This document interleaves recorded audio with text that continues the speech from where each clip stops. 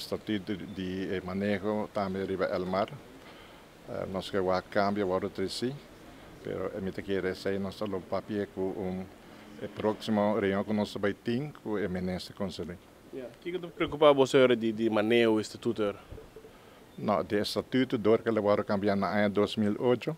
Anterior é man de diretor, não Tamara, que me não pode tomar decisão, mas agora o estatuto não está permitindo. Pero que ponto não é que te preocupa você como Alvas? Não, door que nós queremos que um cambio.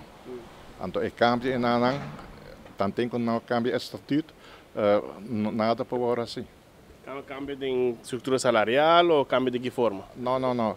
Para manejo, para sobre o na utilities, é um toma decisão na Elmar. Que men que se diretor me sabe com algo que toma decisão, e não pode tomar isso só. É utilities tem a última decisão para tomar. Então você virou Elmar por tomar decisão própria? O diretor que sinta, ou o diretor que tem o que não, mas tem a bevoegdheid que é para tomar decisão. E não larga utilities, bisa que tem que base. Mas quando eu tenho que donar toch depois na Raad van Commissaris. Que men, por outra palavra, nós temos diretor que para dentro do sapato, que toma decisão para a companhia. Como vai o último ano que diretor e manejo de Almar? Você sente você bom, você cambio, que você mira?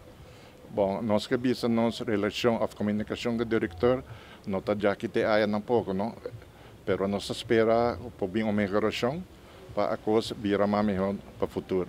E não é secreto que tem metimento político, influência no político de Almar. Como você mira isso aqui? Você mira um cambio, ou menos disso aqui no futuro?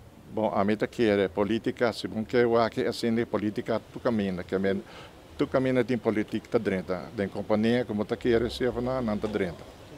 Estrutura salarial, como você está? Você quer que está aqui? Você tem plafond último, você mira cambio, mais salário? Isso aí também nós palavra com o formador, com o nosso papel, com o próximo ministro e o assunto aqui.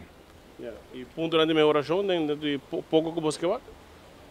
Bom, essa meta é salarial, cambia o DAC, nós que vai custo de vida bem back, nós que vai melhoração de uma comunicação entre o laço entre nós e o diretor.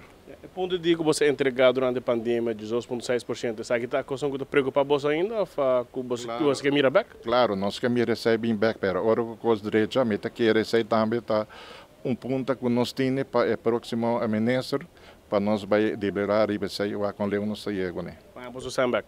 Correto.